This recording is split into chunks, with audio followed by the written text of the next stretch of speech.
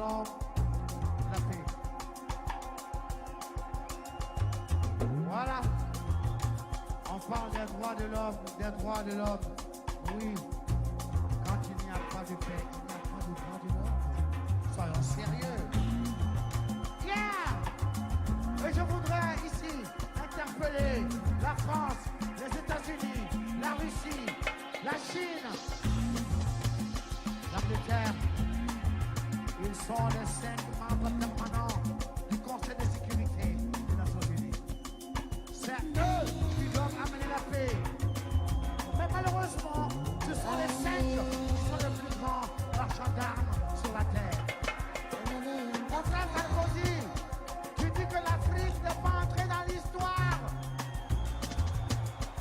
Et je voudrais te donner une chance unique pour entrer dans l'histoire pour l'éternité. L'abolition de la guerre sur la terre. Yeah! Abolir la guerre sur la terre.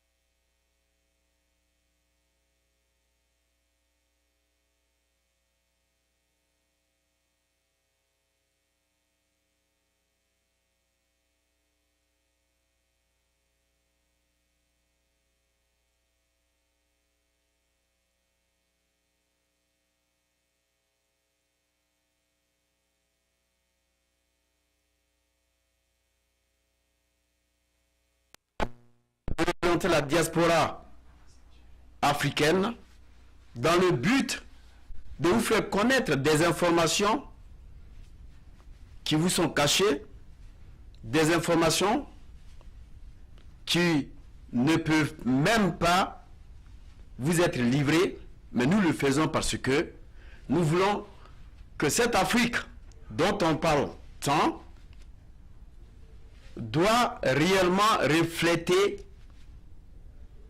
à la grande Afrique que nous souhaitons, c'est-à-dire le panafricanisme, l'Africain d'abord, l'Afrique d'abord. Nous ne pouvons plus rester. Regardez que les gens viennent détruire le continent africain. Vous savez, mes chers auditeurs, mes chers téléspectateurs, les médias aujourd'hui constituent la 3e puissance mondiale. Nous allons vous apporter des informations. À vous de décider. Mais nous n'allons pas rester aujourd'hui continuellement voir l'Afrique en train d'être détruite. Raison pour laquelle nous organisons ces débats. Depuis l'extérieur, depuis la diaspora. Vous avez été aussi nombreux de nous appeler pour participer à ce grand débat. Vous avez été nombreux de nous apprécier. Vous avez été nombreux de nous formuler vos vœux à travers des idées, à travers aussi des sujets que vous voulez qu'on débatte. Nous avons parlé de la diaspora.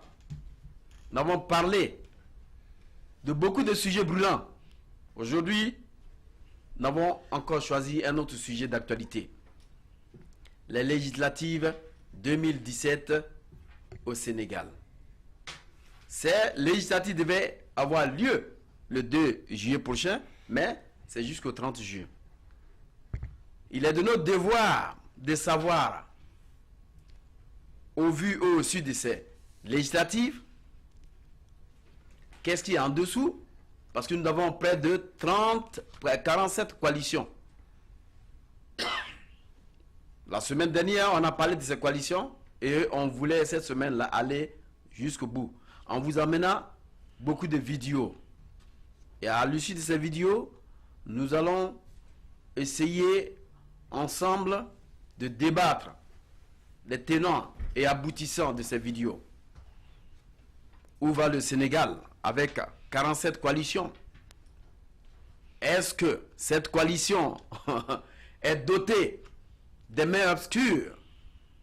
Est-ce que cette coalition a été réellement ventilée? Est-ce que cette coalition appartient au président Macky Sall? Est-ce que cette coalition est là réellement pour le meilleur des Sénégalais qui aujourd'hui ne veulent plus continuer de souffrir? On rappelle encore qu'il faille qu'on fasse venir le vieux loup, Abdoulaye Wade, qui est aussi dans ces élections, à la tête de son parti, bien sûr, le PDS. Est-ce que Abdoulaye Wade vient réellement pour être député ou encore être président de la République ou encore être président de la Cour suprême? Ce sont ces questions que nous nous posons. Parce que les Sénégalais ont retrouvé que l'attitude qu'adopte leur président Macky Sall ne leur sied pas. Dans la mesure où certaines personnes disent que Macky Sall est un voleur, Macky Sall ne fait plus le mal des Sénégalais, Macky Sall est ceci, Macky Sall est cela, on ne mange plus, on a faim. Alors qu'au moment où Abdoulaye Wade était là, c'était la même chanson. Abdoulaye Wade revient. Est-ce que ça dit que au niveau du Sénégal, quand on a les législatives, il y a de l'argent qui court, il y a de l'argent, il y a la cagnotte qui est pleine, donc il faudrait que chacun vienne se servir. Nous sommes là pour aller en dessous de tout ce qui se passe, les dessous de ce qui se passe. Dans ce studio, pour parler de ces élections, de ces législatives, j'ai avec moi mon cher ami, mon ami de tout le temps, l'homme avec lequel, dans tous ces états, je essaie de converser afin d'aboutir à la requête que toute la diaspora recherche. Mesdames, mesdemoiselles et messieurs, ensemble avec moi, recevons donc cet ami, celui que j'ai nommé Yves Kenao. Et je le nomme d'ailleurs Bulldozer. Mon cher Yves, bienvenue à cette grande édition de grand débat pour encore continuer à dire les vérités, rien que les vérités. Il y a des gens qui m'ont appelé pour apprécier le travail énorme que vous êtes en train de faire et que les gens cachent souvent certaines idées qui réapparaissent ici. Alors, je voulais quand même vous tirer ce chapeau. Merci beaucoup, Serge. Merci beaucoup. Ça fait plaisir. Introduisez-vous. Voilà, je ne me présente plus. Je m'appelle Yves Kenao et je suis là. Pour ceux qui me connaissent, je suis là pour donner mes points de vue tels qu'ils sont. Je ne cache rien. Je dis ce que je dis haut, ce que beaucoup de personnes disent bas. Et qu'il plaise à certaines personnes ou pas, la vérité, nous devons la dire. On a tant souhaité que l'Afrique avance, on a tant applaudi que l'Afrique avance, mais chaque fois c'est le même refrain, c'est la même chanson. Et depuis que l'Afrique est Afrique, certaines personnes me diront que l'Afrique est rentrée dans l'histoire en créant l'histoire. Certains me diront que l'Afrique est le berceau de l'humanité.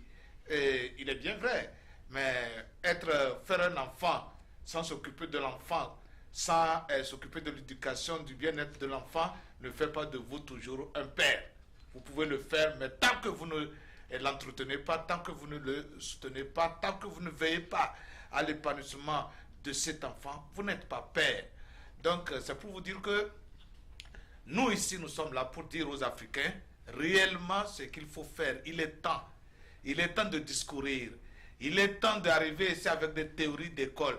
Il est temps qu'on nous présente des gens avec des diplômes les plus énormes de cette planète, de ce monde, sans réellement libérer l'Afrique. Il est temps que les Africains prennent leur destin en main. Il est temps que les Africains changent d'épaule leur fusil. Ils ont mis le fusil sur l'épaule droite durant plus de 500 années. Il est temps qu'ils changent le fusil sur l'épaule gauche pour voir si l'Afrique, la vraie Afrique, l'Afrique mère, l'Afrique qui a donné naissance à cette humanité peut redevenir l'Afrique tant cherchée, tant connue.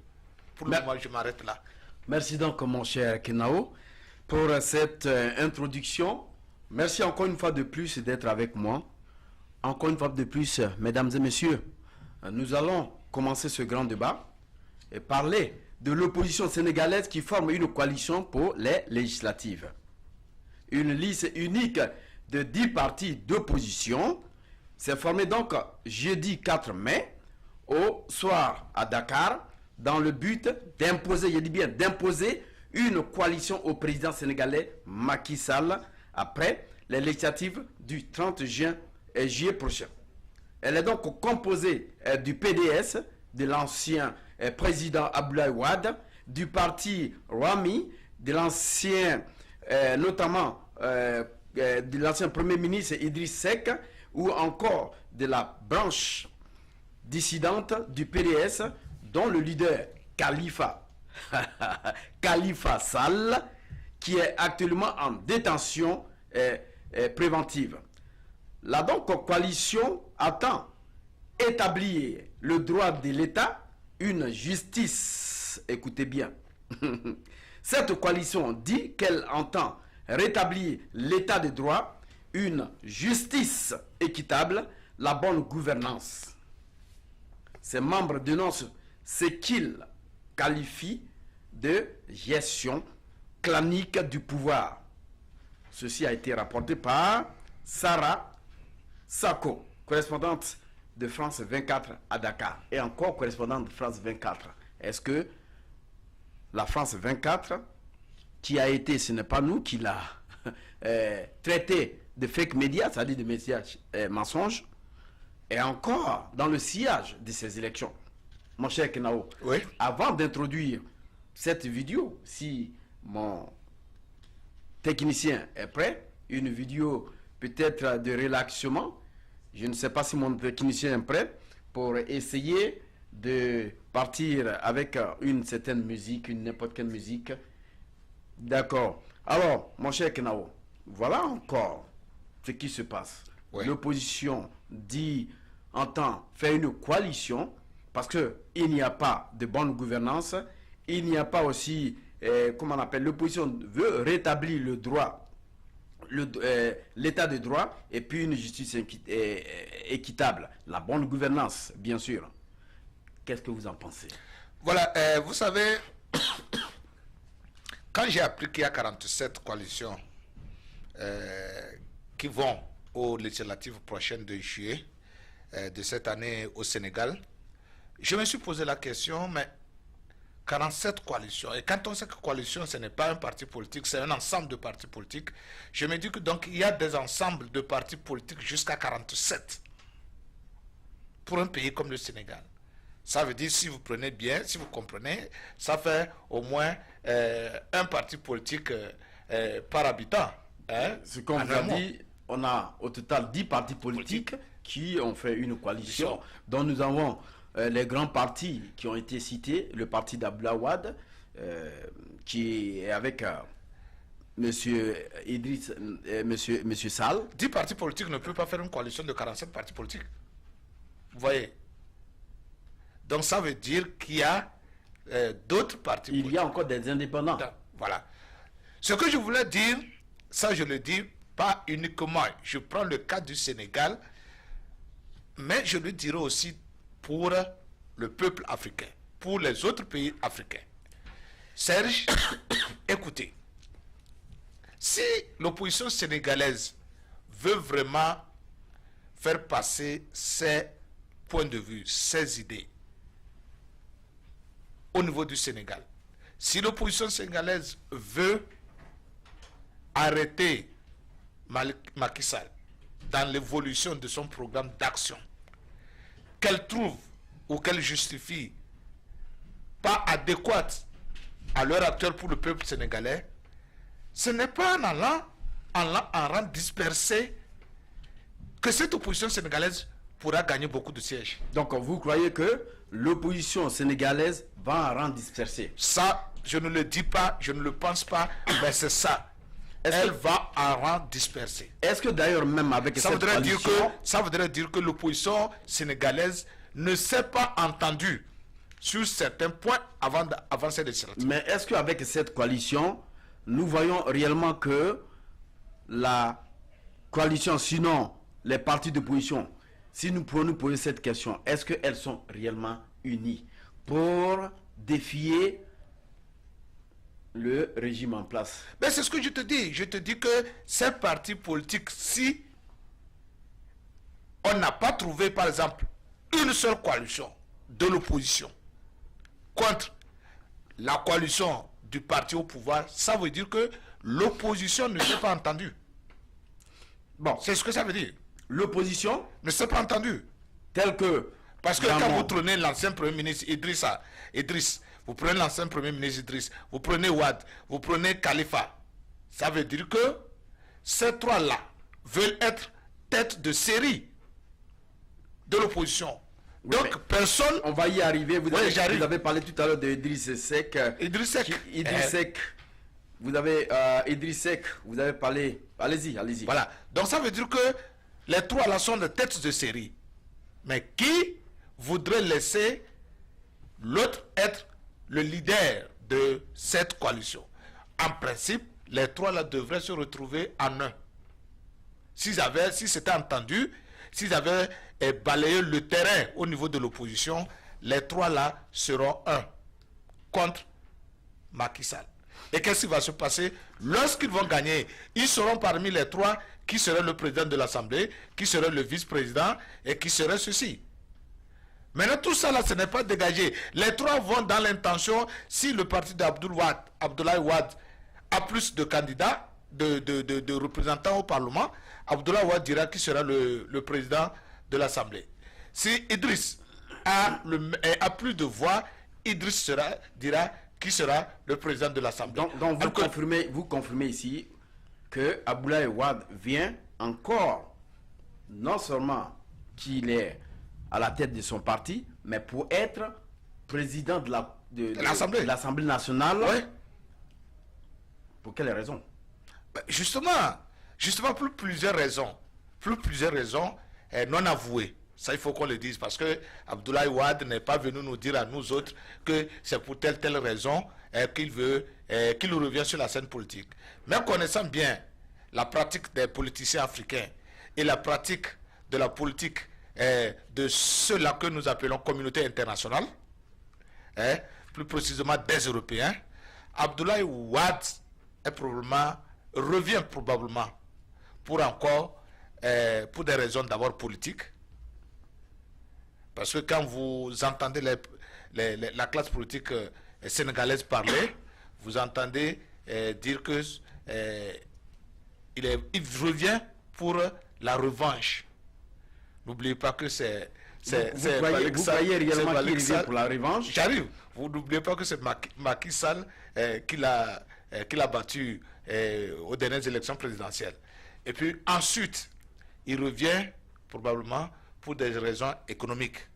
N'oubliez pas aussi que Quelles sont ces raisons économiques? lorsque les pays africains, lorsque les chefs d'État africains quittent le pouvoir, et qu'ils reviennent, ils deviennent financièrement, ils n'ont plus le même poids. Et surtout, ces dernières années, on a découvert c'est ce que tu voudrais.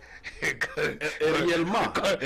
C'est ce que tu voudrais. Allez-y. C'est surtout le ce pétrole que tu voudrais qu'on arrive. Surtout, on a trouvé le pétrole au Sénégal. Et les maîtres qui ont les mainmises sur le Sénégal pensent que probablement le vieux peut leur servir mieux que le jeune, que l'enfant. Vous comprenez? Oui, mais on a vu le ministre des Affaires étrangères qui est arrivé au Sénégal croiser Macky Sall et il y a eu une signature du contrat pétrolier. Voilà. Mais les Sénégalais ne savent pas. Ils ne savent même pas. Ils ne savent pas quel est le contenu du contenant de ce contrat. Parce que la signature a été faite et le Sénégal bénéficie de 10%. Mais on va en parler plus tard. Ce que je voudrais dire, c'est que, sur ce plan, l'extérieur, ce que j'ai appelé communauté internationale, avec, bien sûr, la complicité de la France, voudrait renchérir, voudrait monter plus haut les enchères au niveau du gouvernement en place. Ça voudrait dire quoi? Vous n'oubliez pas que la France ne vit que sur les revenus des pays africains. N'oubliez pas ça. Et ça c'est pas un secret. Même les Français le savent. Même les Français le savent. Vous comprenez?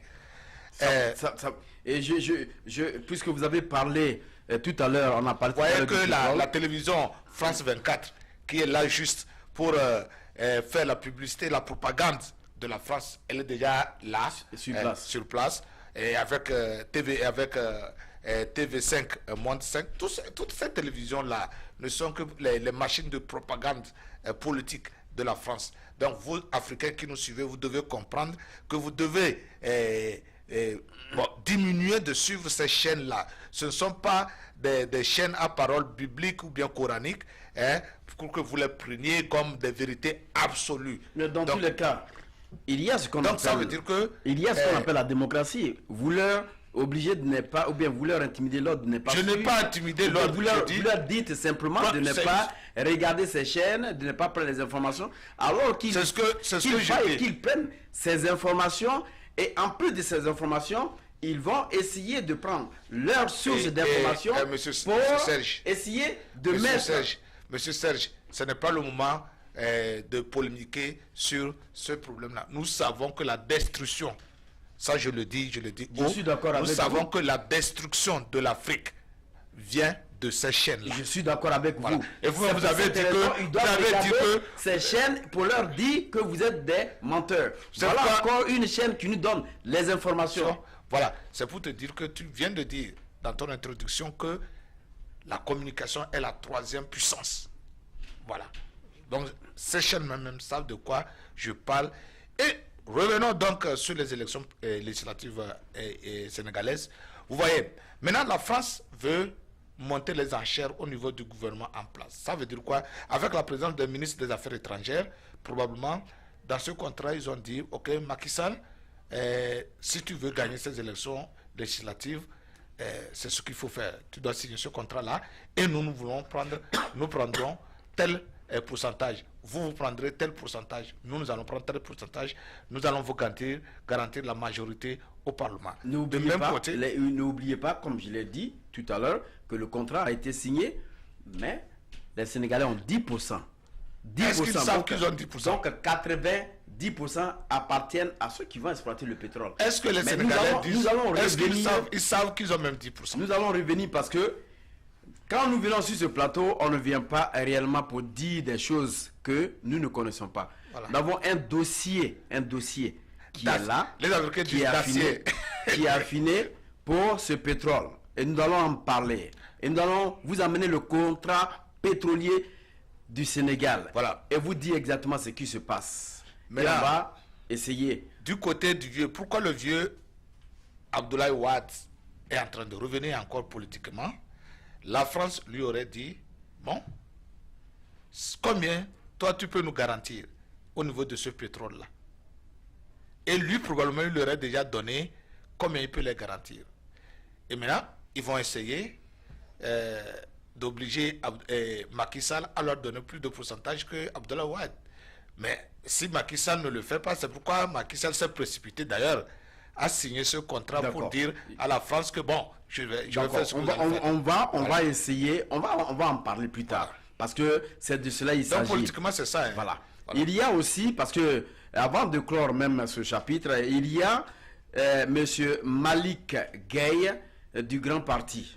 Voilà. Il dit, une fois élu député, les contrats pétroliers seront revus en exclusivité. Ça veut dire quoi? Ça veut dire quoi? Lui, il ne sera même pas élu. Il ne sera même pas élu. Il ne peut pas dire ça publiquement en allant aux élections. La France fera tout pour qu'un tel ne puisse pas être député. Même Macky Sall fera tout pour qu'un tel ne puisse pas être député. Vous comprenez? C'est cette vérité-là. C'est ces fils africains que nous voulons aujourd'hui.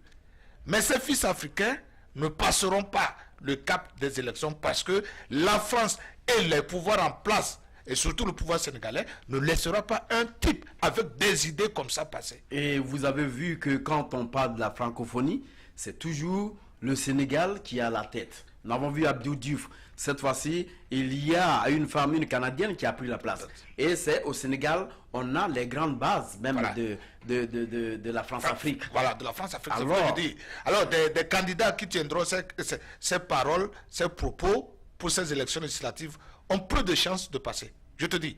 Et tu verras, ont peu de chances de passer parce que si, en fin de compte, l'opposition va gagner les élections pour annuler le contrat, pour réviser le contrat pétrolier signé avec le ministre des Affaires étrangères français, là, Il faut dire là, carrément c'est la pas France. possible. Ah, carrément la France. La France. Là, la France ne va pas. Si c'est pour signer et réviser dans 2 mois, la France ne signerait pas ça.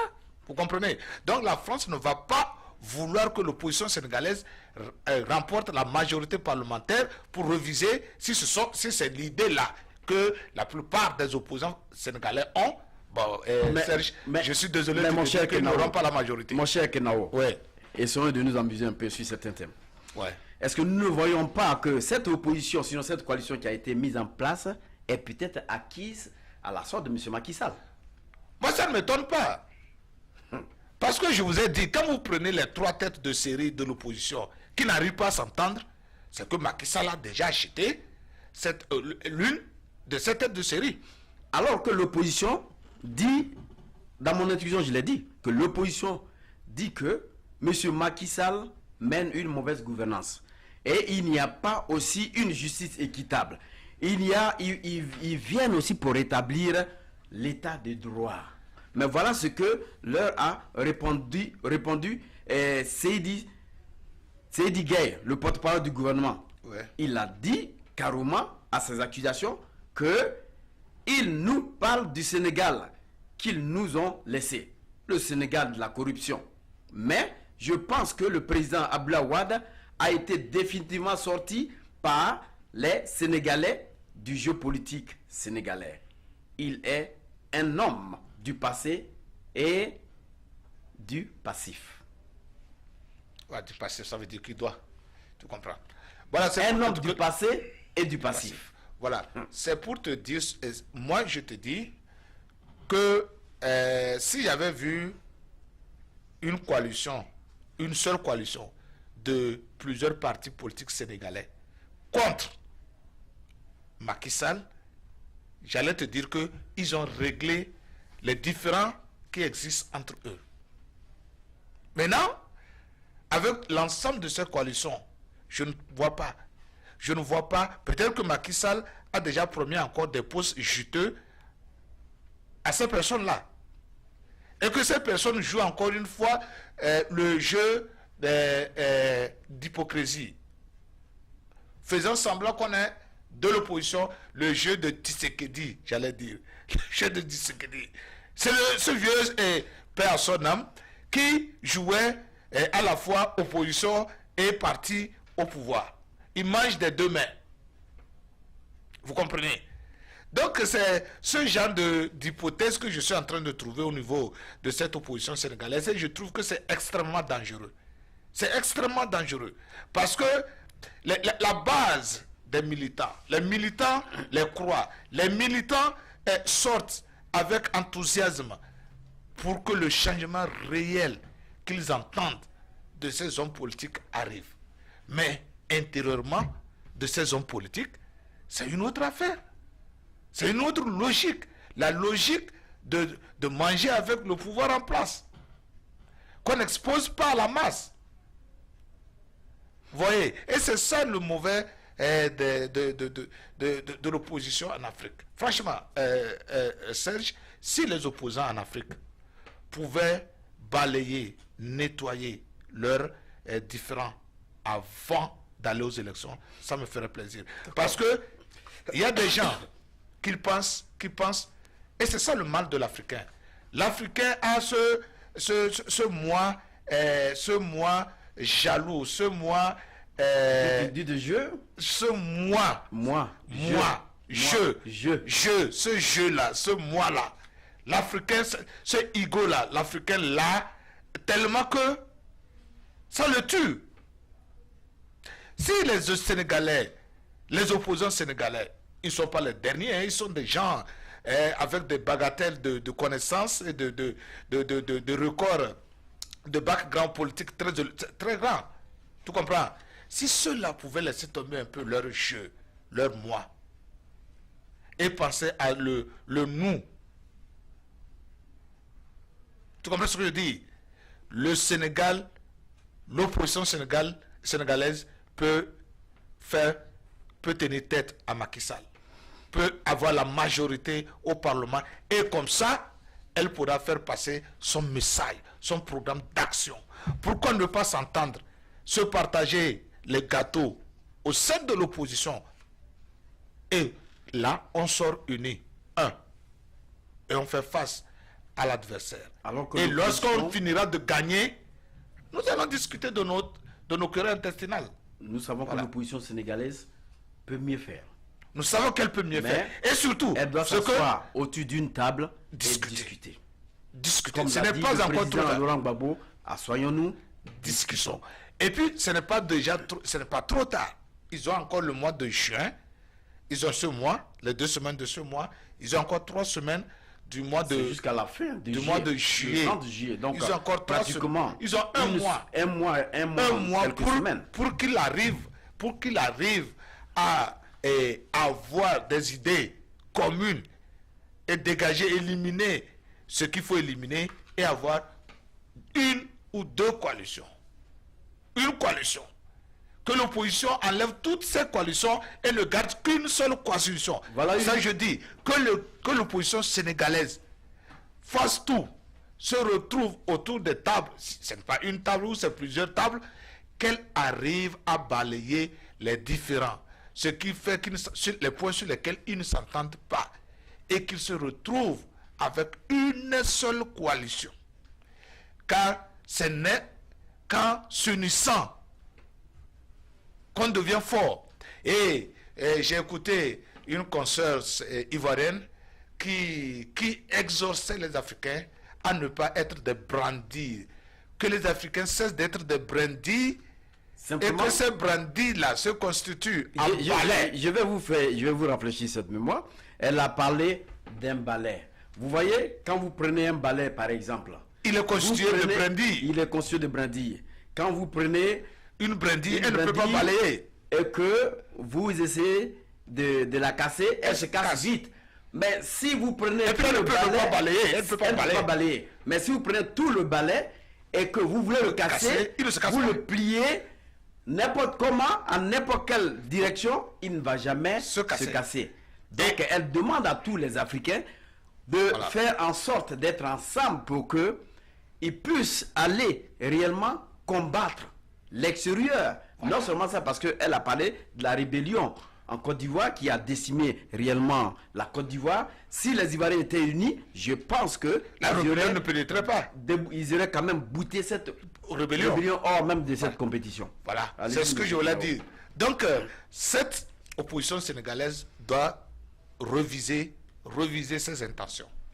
Parce que, telle que la situation est, si elle va dans ces positions, dans ces conditions, en rang dispersé, Macky Sall aura la majorité. Avant qu'on nous apporte quelques vidéos, il faudrait qu'on essaie quand même de se rafraîchir. Voilà, on dit que législative 2017 au Sénégal, 15 députés vont représenter la diaspora au Parlement. Mon cher Knao. Et voilà ce qui s'en sort. Les 150 députés de l'Assemblée nationale seront à partir de la prochaine législature avec 15 nouveaux députés représentant les Sénégalais de l'extérieur. Une première dans le pays qui renforce sa démocratie. Mais d'autres raisons expliquent cette mesure portée à bout de bras par le pouvoir au risque de froisser l'opposition. Vous comprenez bien. Et on nous dit que l'opposition sénégalaise, la diaspora sénégalaise, est estimée entre 2,5 et 3 millions de personnes, soit l'équivalent même de la population de Dakar, la capitale, qui contribue à hauteur de 900 milliards de francs CFA après 1,38 milliard d'euros par an à l'économie nationale, soit le tiers du budget 2017 de ce pays, bien sûr le Sénégal, de 14 millions d'habitants. Alors, en faisant fi de tout cela, en peut-être convoyant, parce qu'ils ont signé un décret, ils ont signé une loi à l'Assemblée nationale qui a été votée pour que ces 15 députés de la diaspora fassent partir des 150 députés. Et il y a même, ils vont aller jusqu'à, maintenant au lieu de 150 députés, ils vont aller à 165 députés. Alors, monsieur Kenao, en parlant aujourd'hui de la diaspora, en prenant la diaspora, en prenant 15 députés à la diaspora, est-ce que vous croyez que ces députés-là vont réellement travailler? Sinon, ils viennent réellement pour travailler au compte de Macky Sall ou bien au compte du Sénégal? Voilà, Serge, l'idée de la représentativité de la diaspora, diaspora africaine, sénégalaise, bien sûr, sénégalaise, en toute honnêteté, je ne vois pas comment l'utilité. Je ne vois pas l'utilité. Quel est le rôle du député? Vous parlez de la diaspora. Quel est le rôle d'un député? Allez-y, c'est pourquoi nous sommes là. Quel est le rôle d'un député? Et qu'est-ce que c'est qu'un Africain de la diaspora? Qu'est-ce que c'est qu'un Africain de la diaspora, monsieur le disque? Et maintenant, allez-y, voilà, nous sommes là. Voilà. Donc, je suis en train de décortiquer, de faire comprendre aux gens, là où je vois l'inefficacité de cette représentativité. Mais peut-être que le chef d'État aurait pensé que la diaspora apporte plus à l'économie, parce que je l'ai dit tout à l'heure, 900 milliards de francs CFA, soit 1,38 milliard d'euros par an à l'économie sénégalaise. Serge, je ne refuse pas. Le tiers du budget. Je ne refuse pas. Je ne refuse pas. Quel est le rôle d'un député? Qu'est-ce que c'est qu'un Africain de la diaspora? Commençons par un Africain de la diaspora. Allez-y. Un Africain de la diaspora, c'est un Africain qui vit en dehors de l'Afrique ou en dehors du pays d'origine dont il est issu. Mais quand on dit un Africain de la diaspora, ce n'est pas un Africain nécessairement sénégalais qui vit au Togo qu'on appelle diaspora. Vous comprenez? Expliquez-vous. Un Africain de la diaspora, ça veut dire un Sénégalais de la diaspora veut dire qu'un Sénégalais qui veut en dehors du territoire sénégalais. Ça peut être au Gabon, ça peut être même au Mali, ça peut être chose. Mais quand on dit un Sénégalais de la diaspora africaine, ça veut dire qu'il vit en dehors du continent africain. Vous me suivez bien? Je vous suis. Maintenant, quel est le rôle élémentaire d'un député? Le rôle élémentaire d'un député, c'est de s'occuper des besoins de sa circonscription électorale. Alors, ces 15 députés, ils sont issus de la diaspora. C'est pour s'occuper aussi. Est-ce qu'ils vivent? Est-ce qu'ils ne vivent pas? Ils ne vivent pas sur le territoire. Mais c'est pour s'occuper de la diaspora. Parce que ils contribuent. Est-ce qu'il y a des territoires et il y a des circonscriptions électorales aux États-Unis pour les Sénégalais? Les États-Unis ne sont pas un territoire sénégalais. Monsieur Macky Sall a pensé, je dis bien. Je dis pas monsieur. C'est là où je dis, je ne vois pas l'efficacité et c'est là que je peux revenir. Parce que si cette loi a été introduite, c'est que ils ont trouvé nécessaire. Et puis elle a été J'arrive. Qui a la majorité? C'est monsieur le président. Elle passera. J'arrive. Pourquoi les Africains de la diaspora votent, élisent le président? C'est parce que le président, lui, il ne représente pas seulement le territoire national, mais il représente tous les nationaux. Tous les nationaux. Alors que le député, lui, il s'occupe nationaux et internationaux. Bien sûr. Nationaux et internationaux. Alors que le député, lui, s'occupe d'une circonscription électorale. Sur le territoire. Soit, comment on appelle, Kévio ou bien Kara ou bien voilà. Car même à Kara, ou bien Kanyobe, Yamoussoukro. même Yamoussoukro, il y a des circonscriptions, il y y a des circonscriptions, plusieurs circonscriptions à Yamoussoukro. Maintenant, ces 15-là, ils représentent ils sont les députés des Sénégalais en France, à Lille, à Marseille, à Toulouse. Non, ils ont dit, voilà, laissez-moi vous lire quelque chose ici. Voilà. Concrètement, avec la création de 15 nouveaux sièges pour la diaspora, le Sénégal va se doter de 8 nouvelles circonscriptions à l'extérieur de ses frontières en Afrique du Nord, de l'Ouest, du Centre et en Afrique australe, mais aussi en Europe de l'Ouest, du Centre et du Nord, en Europe du Sud, en Amérique, en Océanie et en Asie, Moyen-Orient. En dehors de l'augmentation des députés diversement appréciés par la classe politique sénégalaise, l'introduction des Sénégalais de la diaspora dans l'hémicycle est un véritable dribble politique du président sénégalais Macky Sall vis-à-vis de l'opposition. Voilà, c'est ce que je te faisais comprendre. Parce que quand vous prenez les fonctions élémentaires des députés, en toute honnêteté, cette loi-là, c'est une loi bancale. C'est une loi bancale pour juste avoir des députés supplémentaires. Est-ce que l'opposition en elle-même, qui aujourd'hui va en rang dispersé, se sont demandé quelle l'idée qui amène Macky Sall, sinon celui qui aurait mis cette idée de Serge, je te précise encore une chose. Ces élections à l'étranger sont à 100% organisées par les consulats, les ambassades. Et donc les gens de Macky Sall. Et ces ambassades, ce sont, comme vous l'avez dit, ce sont les gens de Macky Sall. Et qui leur donnent des ordres.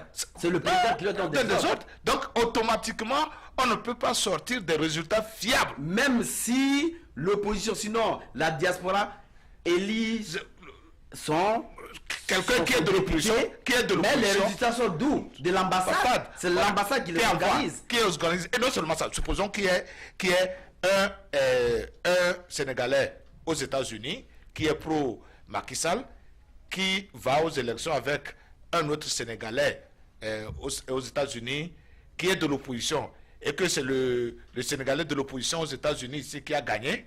Mais si l'ambassade envoie le nom simplement, mais le nom simplement suffit. D'accord, voilà. Donc c'est pour vous dire que moi, cette idée-là, elle n'est pas efficace et je ne vois pas pourquoi les Sénégalais l'ont laissé passer. Avant qu'on nous apporte la vidéo, on va encore aller plus loin. Ouais. D'abord. Mais ça, c'est une fraude politique. D'accord. Mais pourquoi 15 députés pour les Sénégalais de l'extérieur? Voilà le pourquoi. Je vais vous le lire. Voilà. S'interroge Aïssata Tall Sall du Parti Socialiste. Quelques semaines avant le vote de cette loi, majorité et opposition étaient entrés en conclave pour régler des désaccords concernant le code électoral lors des prochaines législatives prévues le 30 juillet prochain. Et ces désaccords concernent notamment le bulletin unique, le mode de scrutin à un tour des élections législatives, l'organisation des élections par une personnalité neutre, autre que le ministre de l'Intérieur, et l'augmentation du nombre de députés. Est-ce qu'on revient encore au fait que la CIE, par exemple, la commission électorale indépendante, qui nomme cette personne neutre? Comment elle est choisie? Cette personne neutre, elle pousse comme un champignon? Ou c'est quelqu'un qui lui donne cette autorité? Ou bien elle se lève d'elle-même? C'est là, ces questions-là, c'est ce que je dis aux politiciens africains, d'arrêter de jouer à cette comédie-là. Il n'y a jamais eu une commission électorale indépendante.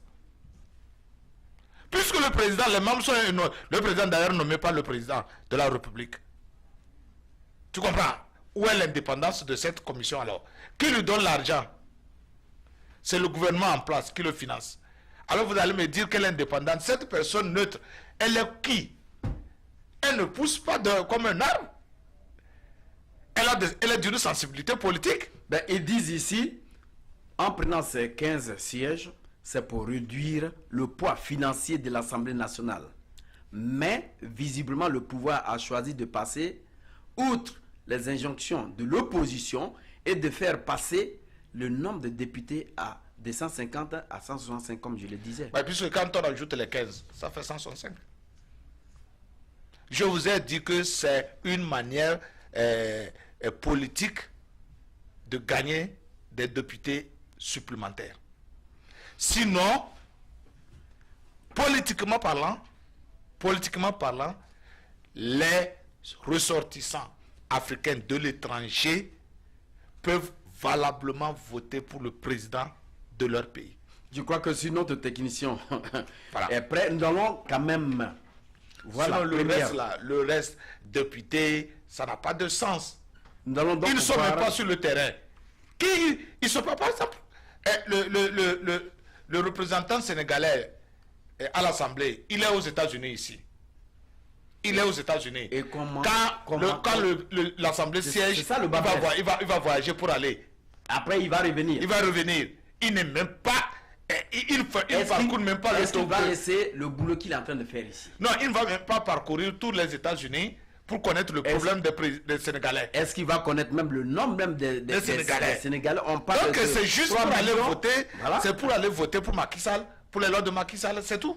Donc, laissez-la pour contribuer Ça- à ça- rien. À rien. Moi je dis que c'est une voie supplémentaire que le président légalement s'est attribuée. Mais déjà, l'opposition a laissé faire. Donc, la loi a été votée. Mais qui sait? Ils ont pris La de loi a l'argent, été qu'est-ce qu'ils votée. voient? Ils ont pris de l'argent, qu'est-ce que tu veux qu'ils disent? Hein? Si Il le y a des- technicien nous fait signe, je crois qu'on va essayer de voir la première vidéo s'il est prêt. Il va nous faire signe, je pense bien. Alors, allez-y. Voilà, c'est ce que je disais. Tout compte fait, À 2 mois des élections les Sénégalais doivent faire législatives, chose. c'est Bon, on ne fait pas l'implosion que dans la les vidéo est prête. coalitions de l'opposition Essayez de nous sénégalaise. donner un peu le volume. Pour rappel, en début du mois de mai, 10 partis de l'opposition signataires ont constitué une nouvelle coalition pour le redressement du Sénégal dénommée Manko Taxawu Sénégal. Une coalition dont l'objectif était d'améliorer les conditions de vie des populations, garantir la bonne gouvernance notamment dans la gestion du pétrole et du gaz, défendre les libertés et les droits des citoyens et renforcer la démocratie. Une task force qui n'a pas fait long feu. À l'heure de désigner la tête de liste, Manko Taxawu Sénégal a tranché. Khalifa Ababacar Sall est désigné tête de liste nationale pour les législatives du 30 juillet prochain. Le maire de Dakar a été choisi ce dimanche à l'issue d'un vote après de longues journées de négociations et de manœuvres visiblement très serrées, ce qui a créé une scission dans les rangs de l'opposition sénégalaise. La première réaction de désaccord face à ce choix, celle du Parti démocratique sénégalais, Sensibilité Karim Wade, et d'une faction de l'AJ conduite par Mamadou Diop Decroix qui quitte la coalition. C'est ainsi que le Parti démocratique sénégalais Bokk Gis Gis, AJ et Tekki, avec une vingtaine d'autres partis et associations, ont lancé la coalition gagnante Ouattou. Cette nouvelle trouvaille du Parti démocratique sénégalais a décidé d'aller aux élections législatives avec l'ex-président Abdoulaye Wade comme tête de liste nationale. Wade père, qui, faut-il le rappeler, a soufflé lundi ses 91 bougies. De l'autre côté de la baie vitrée, le Parti démocratique sénégalais accuse Idrissa Seck du parti Rewmi et Malick Gakou du grand parti de haute trahison pour avoir choisi le camp des pro-Khalifa Sall. Dans un communiqué publié mardi, Initiative 2017, la plateforme montée autour du maire de Dakar, Khalifa Sall, confirme son ancrage au sein de la coalition Manko Taxawu Sénégal. Pour rappel, le maire de la capitale, Khalifa Ababacar Sall, est placé sous mandat de dépôt depuis le 7 mars dernier dans le cadre de l'affaire de la caisse d'avance de la ville. À 2 mois des élections législatives, c'est l'implosion dans les coalitions de l'opposition sénégalaise. Pour rappel, en début du mois de mai, 10 partis de l'opposition signataires ont constitué une nouvelle coalition pour le redressement du Sénégal dénommée Manko Taxawu Sénégal. Une coalition dont l'objectif était d'améliorer les conditions de vie des populations, garantir la bonne gouvernance notamment dans la gestion du pétrole et du gaz, défendre les libertés et les droits des citoyens et renforcer la démocratie. Une task force qui n'a pas fait long feu. À l'heure de désigner la tête de liste, Manko Taxawu Sénégal a tranché. Khalifa Babakar Sall est désigné tête de liste nationale pour les législatives du 30 juillet prochain. Le maire de Dakar a été choisi ce dimanche à l'issue d'un vote après de longues journées de négociations et de manœuvres visiblement très serrées, ce qui a créé une scission dans les rangs de l'opposition sénégalaise. La première réaction de désaccord face à ce choix, celle du Parti démocratique sénégalais, Sensibilité Karim Wade, et d'une faction de l'AJ conduite par Mamadou Diop Decroix qui quitte la coalition. C'est ainsi que le Parti démocratique sénégalais Bokk Gis Gis, AJ et Tekki, avec une vingtaine d'autres partis et associations, ont lancé la coalition gagnante Wattu. Cette nouvelle trouvaille du Parti démocratique sénégalais a décidé d'aller aux élections législatives avec l'ex-président Abdoulaye Wade comme tête de liste nationale. Wade père, qui, faut-il le rappeler, a soufflé lundi ses 91 bougies. De l'autre côté de la baie vitrée, le Parti démocratique sénégalais accuse Idrissa Seck du parti Rewmi et Malick Gakou du grand parti de haute trahison pour avoir choisi le camp des pro-Khalifa Sall. Dans un communiqué publié mardi, Initiative 2000.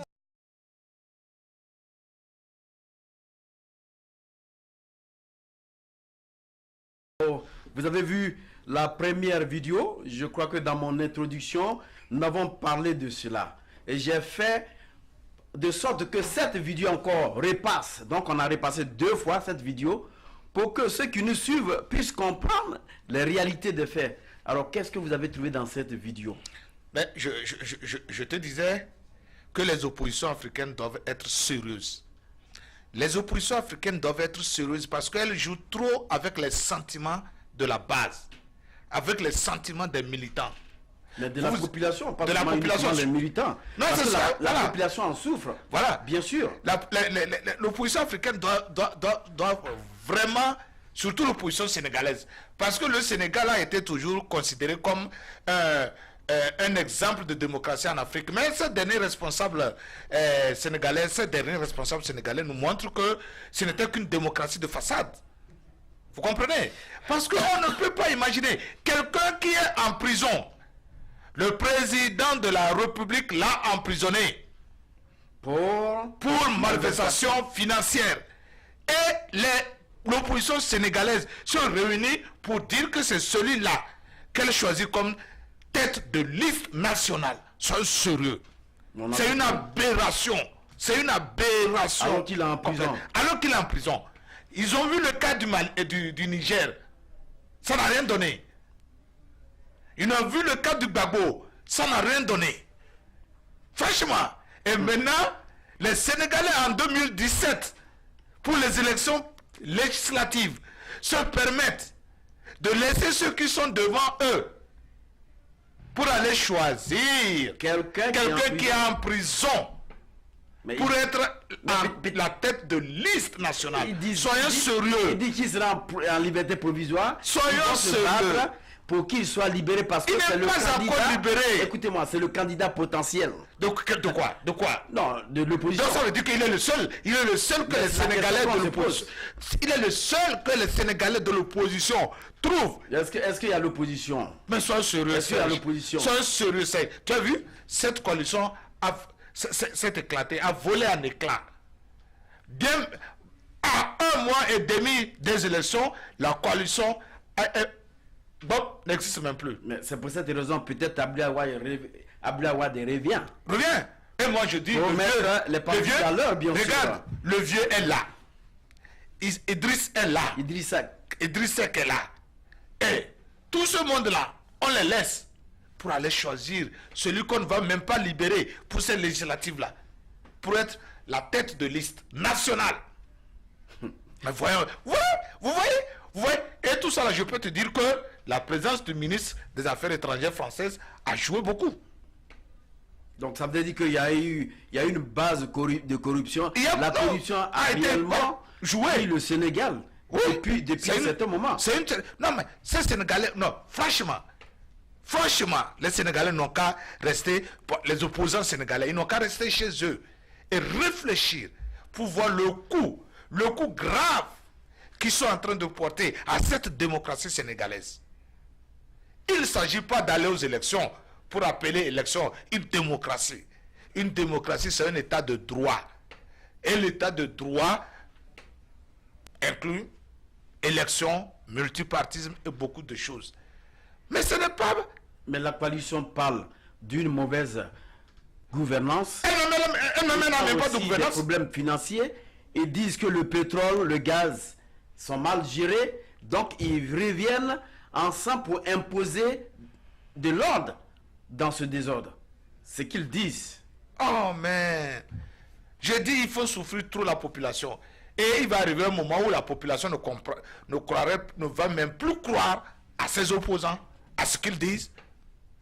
J'ai l'impression que ce sont des gens sans loi ni foi. Ce sont des gens qui n'ont même plus peur de la honte. Ils sont éhontés. Ils s'en fichent de ce qu'on appelle honte. Pourvu qu'ils gagnent de l'argent quelque part. Imaginez que cette coalition qui est en train de promettre aux Sénégalais un avenir meilleur, le bien-être de la population, la bonne gouvernance, et cette même coalition n'arrive pas à s'entendre sur les points les plus éliminaires. Mais ce sont les mêmes choses qu'ils disent. Bien avant que Macky Sall n'arrive là, on parlait de la mauvaise gouvernance, on parlait des droits de l'homme, on parlait aussi de l'équitabilité de la justice. Et Macky Sall arrive. C'est les mêmes choses qui continuent. L'opposition va encore arriver, c'est les mêmes choses qui vont continuer. Est-ce que tu ne vois pas que... Quand ils vont faire leur campagne, ils vont donner leur feuille de route, ils vont dire, lorsque je serai élu, voilà ce qui va se passer, voilà ce qui va se passer. Maintenant, ils vont être élus, ils vont réellement négliger, sinon ignorer le plan de gouvernement qu'ils ont établi devant les Sénégalais, et les Sénégalais ne vont rien dire. Ils vont revenir encore à la charge pour dire, les Sénégalais vont dire, nous ne voulons plus celui-là, nous voulons encore de Macky Sall. C'est la même chose qui arrive, on veut Abdoulaye Wade. Voilà. Parce que Macky Sall avait tenu les mêmes propos. Gouvernance, bonne gouvernance, et équitabilité de la justice, répartition équitable des ressources à tous les Sénégalais. J'ai parlé tout récemment en direct du Sénégal, au moment où je prépare cette émission, avec une jeune fille du passage que je dis bonjour, mademoiselle Mariam, qui a dit carrément, elle n'a pas cherché très loin. Nous voulons que Macky Sall parle. Nous voulons que une autre opposition arrive. Nous voulons que encore, parce que nous n'arrivons plus à manger, la vie est chère, tout est cher, tout coûte excessivement cher. Alors nous voulons, même si ils disent que demain là, ils vont le voter. Serge, est-ce que tu ne vois pas que les Africains doivent, les oppositions en Afrique doivent changer de cliché? Le cliché, il est vieux, de mauvaise gouvernance, répartition des richesses, justice équitable pour tous. On a écouté ce discours-là, on a écouté ce disque-là. On a dansé au rythme de ce disque-là pendant des années et des années, des années. Et surtout, les Africains doivent comprendre. En Afrique, quand on prend quelqu'un qu'on le met... On apprête la deuxième vidéo qu'on va Quand regarder. on prend quelqu'un en Afrique, quand un gouvernement africain emprisonne un homme politique, ce n'est pas pour qu'il aille aux élections. Ce n'est pas pour qu'il aille aux élections en prison. Ce n'est pas pour qu'il gagne les élections. C'est pour l'empêcher d'aller aux élections. D'être candidat. Parce qu'il peut être élu. On a vu le cas de Khalifa Sall. Voilà. Dont les Sénégalais supportent à merveille. Voilà. C'est ce que je le dis. Parce que pour être maire au Sénégal, il faut te lever. Voilà. Et il a une popularité énorme d'ailleurs. L'opposition sénégalaise avait un esprit, avait quand même analysé objectivement les choses. L'opposition sénégalaise devrait comprendre que Macky Sall ne veut pas ce Khalifa Sall comme candidat. Donc il faut l'emprisonner. Nous avons vu les cas de Pacha au Togo, nous avons vu le cas du Niger, nous avons vu le cas de Gbagbo. Vous n'allez pas aller demander, les Ivoiriens ont payé le prix. Ils ont dit, oh, Gbagbo est notre candidat. Les Nigériens ont payé le prix. Et finalement, on a acheté l'opposition. On a finalement acheté l'opposition. Même au Sénégal et au Niger, on a acheté l'opposition. Au Togo, on a acheté l'opposition. Et les Sénégalais, ils viennent de nous prouver encore qu'on les a achetés. Je ne sais pas à quel million, à combien. mais on les a achetés.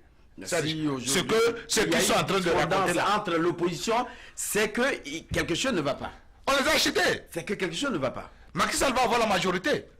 Alors qu'ils cessent de dire aux Sénégalais qu'ils ont lutté pour le bien-être des Sénégalais. Donc vous êtes en train de nous dire... Une lutte. Vous êtes en train de nous dire que Macky Sall a déjà la majorité. Ces armes voilà. pour la campagne 2019 pour qu'il soit président, non seulement candidat au présidentiel, mais être élu non, à la majorité. Oh non, il est élu. Il va gagner les élections législatives là à la majorité absolue.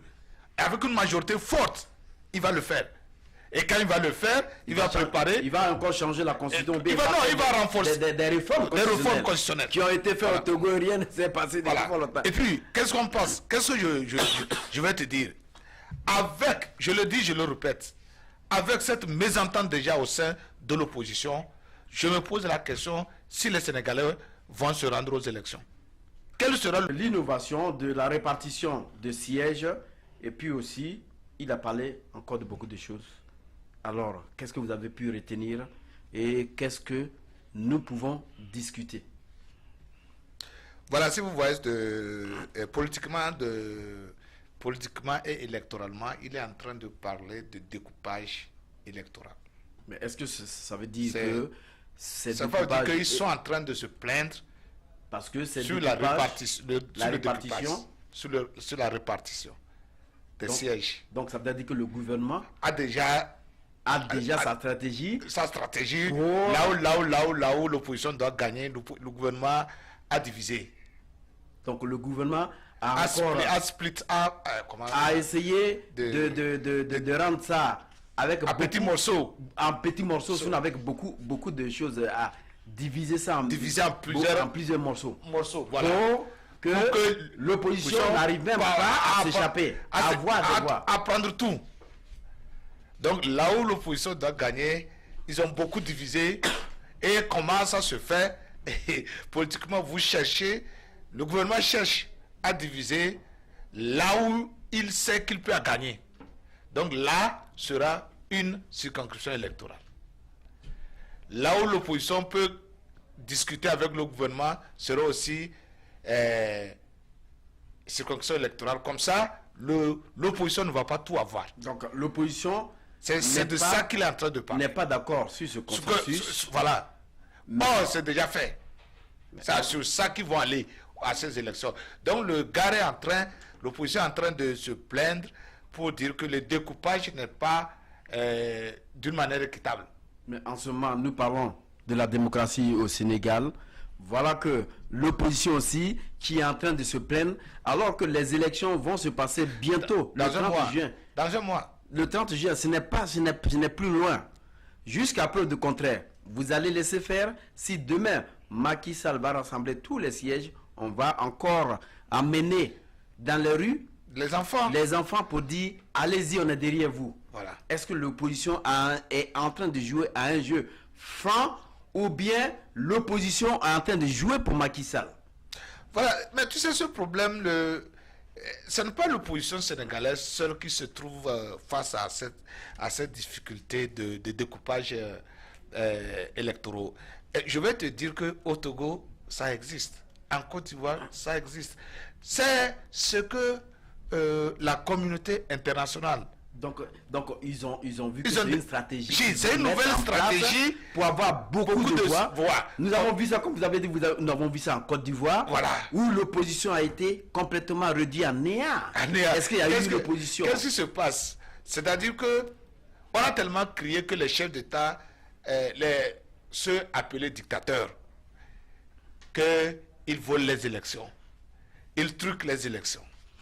Maintenant, pour prouver aux gens qu'ils ne volent pas, qu'ils n'emportent pas, qu'ils ne viennent pas enlever les urnes et aller bourrer les urnes des bulletins de vote, qu'est-ce qu'ils font? Ils vous disent, bon, nous faisons tout d'une manière transparente. Mais sur le terrain, qu'est-ce qui se passe? Si l'opposition doit gagner à Gagnois, à la première circonscription électorale de Gagnois, si l'opposition va gagner là-bas, tu sais ce qu'on fait? On divise. Comment on divise? on calcule là où l'opposition ne peut pas gagner, on limite ça là. On dit que ça fait une circonscription électorale.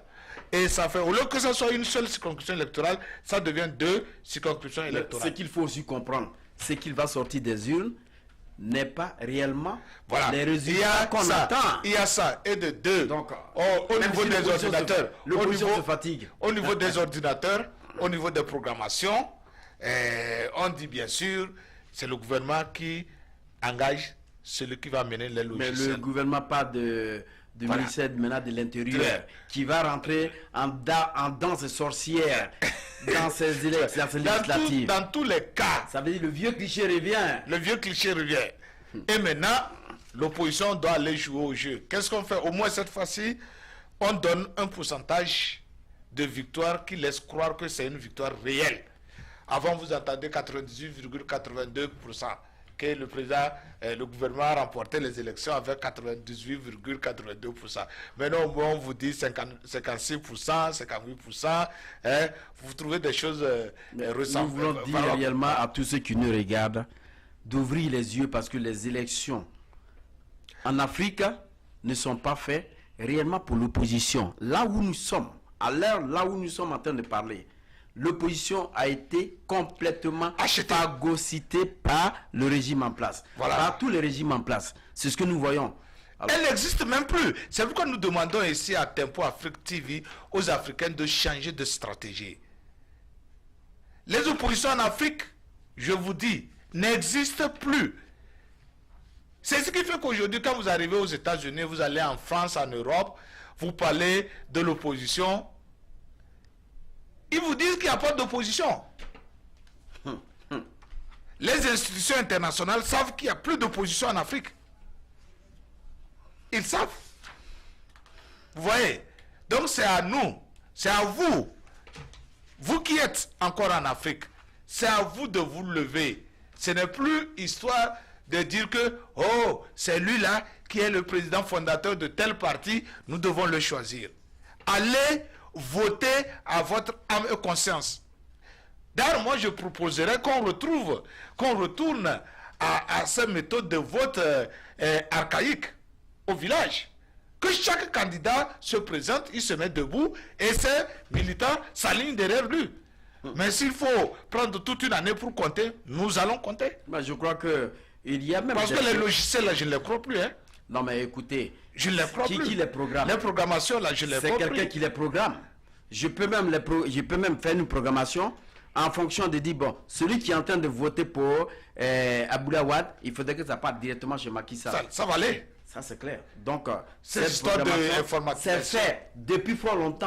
Depuis l'ordinateur a été choisi de l'autre côté là-bas et on l'amène. On l'amène. C'est déjà fait. C'est déjà fait. Le Togolais, je crois, il a bien prouvé. Bon non, monsieur Lonson a dit que si c'est elle, lui ne va pas aux élections. Voilà. Il a dit que si c'est avec ces logiciels-là, ces chiffres, ces trucs-là, ces dégâts-là. C'est un Béninois qui est venu dévoiler. Non, c'est un Togolais. Le Béninois, c'est le Béninois qui leur vendait. C'est au Béninois qui a gagné le contrat. Le Béninois est venu. Avec le logiciel. Oui, oui, mais après les informations que j'ai eues, je suis sûr. Le Béninois il a dit carrément que voilà comment ça se passe. Parce que c'est déjà au moment où les élections et au moment où les résultats devaient être donnés au niveau du Togo, c'était pas encore prêt. Serge, et puis ils ont commencé on n'a même pas fait les élections. Serge, le gouvernement togolais a signé contrat avec une société béninoise de leur offrir les logiciels pour les élections législatives qui était déjà à la solde même du régime en place. Maintenant, il y a un Togolais qui devrait être candidat. Parce qu'on a plus, lui, il a fait les études sur les trucs là. C'est lui qui a découvert que le fichier électoral était bourré entaché d'irrégularité. Il fallait le changer et le gouvernement togolais a dit pas question. D'accord. Voilà. C'est pour te dire que moi je dis qu'il va arriver, notez ça quelque part, nous allons arriver à un moment que si les oppositions en Afrique sont vraiment des oppositions, que les candidats se mettent debout et que nous nous alignons derrière nos candidats. Et là, le double vote n'aura même pas lieu. Puisqu'on est là-bas, chacun s'aligne derrière son candidat et on compte. Je crois qu'on va y revenir parce qu'on n'a plus assez de temps, on n'a que 10 minutes pour la fin de cette émission. Sinon, on a encore beaucoup de dossiers. Regardez un dossier qui a été écrit par Next Team qui dit, comment il titre ce dossier pour les législatives 2017, il dit tête de liste ou chef de gang. Je ne veux pas rentrer tellement dans le dossier, mais il dit tête de liste ou chef de gang. Ça veut dire que l'opposition n'est pas sérieuse. Mais je t'ai dit Je lis un petit passage seulement de ce qu'il a dit. On ne peut pas déplorer le fait que les désaccords entre les composants de la grande coalition Manko Tawono Sénégal est plus porté sur des questions crypto-personnelles ou des chefs de liste que sur des divergences programmatiques. Toujours est-il que l'implosion de la grande coalition Manko TAP Sud Sénégal, même si elle amoindrit, sans l'enniber complètement, la probabilité d'une coalition donne tout au moins aux électeurs une chance unique de tourner la page de la dynastie Wade, dont l'ombre menaçante continue de planer sur notre pays, principalement à cause du refus des tenants du pouvoir actuel de procéder aux ruptures venues à maturité. Mon cher Kenao, je crois qu'il a des problèmes dans l'opposition, dans cette coalition même que nous avons vu, 47 coalitions. Non, je ne vais pas me répéter. Je ne vais pas me répéter. Au sens même de ne pas se répéter. J'ai dit que le problème des leaders politiques africains, c'est le moi, le jeu. Pourquoi laisser à l'autre? Pourquoi pas moi? C'est ça qui tue l'Africain. C'est ça qui fait que l'opposition en Afrique n'arrive pas à arriver au pouvoir. C'est pourquoi, et ça, l'extérieur a compris ça. Et chaque fois que ça se passe, on dit, mais tu sais que tu peux être quand même président. Dès qu'on dit à un intellectuel africain, à un politicien africain, cette phrase, mais tu peux être aussi président, tu peux être président. Qu'est-ce que tu fais ici? C'est fini. Même s'il s'entendait avec toi, pour faire une force unique, il revient, il change d'avis. Et c'est ça qui se passe. Maintenant ici, tout le monde voit que l'opposition peut avoir la majorité. Donc tout le monde est en train de voir le poste de président de l'Assemblée. Et personne ne veut céder. Donc est-ce que vous croyez que... Ils n'ont pas encore eu le poste, ils n'ont pas encore eu la majorité. Mais ils voient déjà cette majorité, le poste du président de l'Assemblée, derrière. Alors que les élections n'ont même pas encore lieu. Ils n'ont même pas encore gagné. Au lieu de faire taire leur jeu, leur moi, gagner la majorité, avant de chercher à savoir qui peut être le président de l'Assemblée nationale, on cherche le président de l'Assemblée nationale avant de gagner la majorité. Est-ce qu'on ne pourrait pas dire que le processus électoral tend vers une crise post-électorale? C'est une crise entre l'opposition, pas avec le gouvernement. C'est ce que je veux dire. Ouais, c'est une crise. Une crise avant même les élections. Donc ça veut dire que l'opposition est en train de préparer une crise au Sénégal. Mais ça n'empêche pas les élections d'avoir lieu ou pas. Les élections auront lieu. Mais c'est que c'est une crise au sein de l'opposition qui a un effet négatif sur le résultat que l'opposition devrait avoir au cours de ces élections. Donc Macky Sall a eu une stratégie. Macky Sall a réussi. Moi je te dis, Macky Sall réellement être élu a réussi les élections prochaines de 2019. Pas 2019. Pour avoir une majorité qui nous savons déjà qu'il va avoir une majorité pour les législatives. Pour encore être, voilà, si tu veux, pour être encore président. Voilà, c'est ce que je suis en train de dire. Pour être parce que nous parlons de futur. En 2020. Voilà. 2019, bien sûr. Non, mais, puisque en 2019. 2019, ouais. Les prochaines élections. D'accord, voilà. Si le technicien prend, je crois qu'on va regarder rapidement la dernière vidéo en une seule minute. Et puis, bon, on va clore cette émission. Le Sénégal frôle les 300 partis politiques. Je crois que dans notre culture politique, il y a quelque chose qu'on doit revoir. Et si vous voyez l'essentiel de ces partis, c'est l'excroissance d'un mouvement initial. Si vous prenez tous les partis qui sont sortis du PAI originel, vous prenez tous les partis qui ont scissionné du Parti socialiste originel, prenez tous les partis qui ont scissionné du PDS originel, vous retrouvez avec une sorte de pléthore de partis, de mouvements, etc., qui viennent de la même source. Et ça ne sert pas les intérêts du Sénégal. Faso se rappellera, Bassar et peut-être Petit Gueye, les autres camarades, je ne suis pas très sûr. Mais dans les années 70, nous avons mené une bataille féroce contre Senghor quand il a dit qu'on ferait mieux le jeu politique en créant 4 grands courants politiques au Sénégal, 4 grands partis, etc. Nous l'avons traité de tous les noms d'oiseaux. Et peut-être qu'on avait raison à l'époque, parce que quand on s'ouvrait vers la démocratie, on n'acceptait pas qu'on nous fasse porter des camisoles ou des carcans. Un Cheikh Anta Diop, par exemple, ne se reconnaissait ni dans le courant marxiste, ni dans le courant libéral, ni dans le courant socialiste de Senghor, ni dans... Merci donc pour cette dernière preuve de vidéo, mesdames et messieurs. Je pense que, mon cher Kenao, rapidement, en une seule minute, est-ce qu'on peut dire que l'opposition a du pain sur la planche? Elle s'est donné du pain sur la planche. C'était simple, simple comme de l'eau à boire, mais elle a compliqué les choses. Vous voyez, l'autre fois, on parlait de cette multitude de partis politiques en Afrique. M. Idriss vient de le dire. Il vient de le dire, qu'il y a des mouvements, des partis, des choses inutiles. Hein? Voilà. C'est pour te dire que quoi? Le pain que l'opposition s'est mis sur la planche, c'est que elle s'est compliqué la tâche. Monsieur Serge, elle s'est compliqué la tâche. C'était simple. Ne voyez pas le poste du président de l'Assemblée.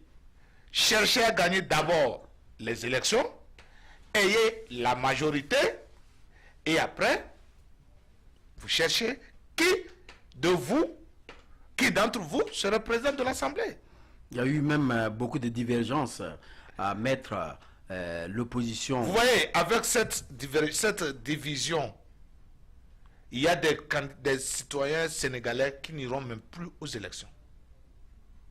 Il y a des citoyens, des intellectuels, les intellectuels sénégalais qui ne devraient pas voter pour Macky Sall et qui voulaient voter pour l'opposition avec ce désordre organisé vont rester à la maison. Ça veut dire que la stratégie Sall a été vraiment réussie. Non, il a gagné. D'accord. Il a gagné. Il a réussi à diviser. Il a réussi le coup qu'il cherchait. C'est de semer cette mésentente entre les opposants pour qu'ils aillent en rang dispersé. Et qui sait, dans les coulisses, chacun va commencer par sortir le secret de l'autre. D'accord.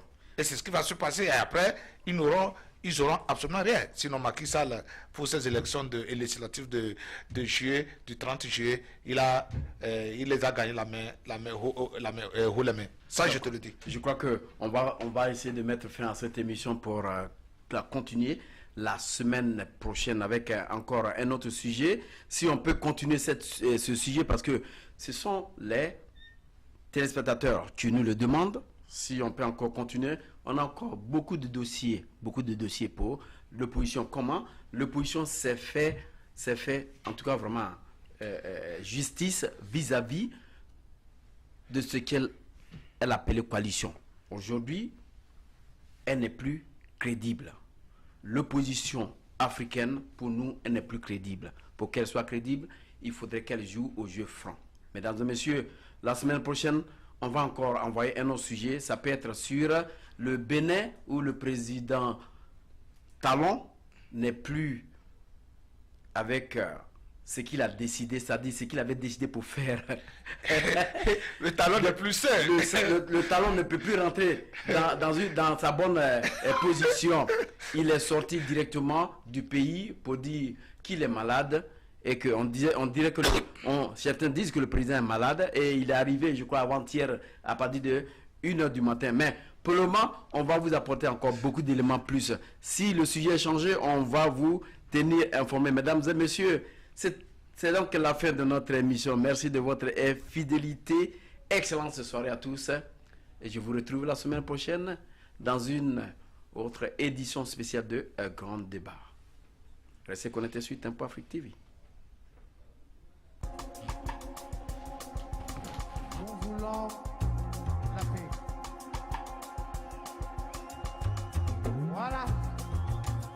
parle des droits de l'homme, des droits de l'homme. Oui, quand il n'y a pas de paix, il n'y a pas de droits de l'homme. Soyons sérieux. Yeah! Et je voudrais ici interpeller la France, les États-Unis, la Russie, la Chine, l'Angleterre. Ils sont les 5 membres permanents du Conseil de sécurité des Nations Unies. C'est eux qui doivent amener la paix. Mais malheureusement, ce sont les 5 qui sont les plus grands marchands d'armes sur la terre. Mon frère Sarkozy, tu dis que l'Afrique n'est pas entrée dans l'histoire. Et je voudrais te donner une chance unique pour entrer dans l'histoire pour l'éternité. L'abolition de la guerre sur la terre. Yeah! Abolir la guerre sur la terre.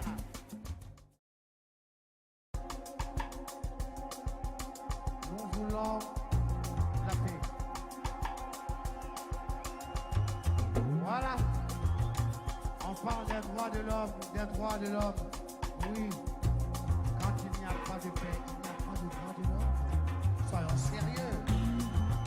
Yeah! Et je voudrais ici interpeller la France, les États-Unis, la Russie, la Chine, l'Angleterre. Ils sont les 5 membres permanents du Conseil de sécurité des Nations Unies. C'est eux qui doivent amener la paix. Mais malheureusement, ce sont les 5 qui sont les plus grands marchands d'armes sur la terre. Mon frère Sarkozy, tu dis que l'Afrique n'est pas entrée dans l'histoire. Et je voudrais te donner une chance unique pour entrer dans l'histoire pour l'éternité. L'abolition de la guerre sur la terre. Yeah! Abolir la guerre sur la terre.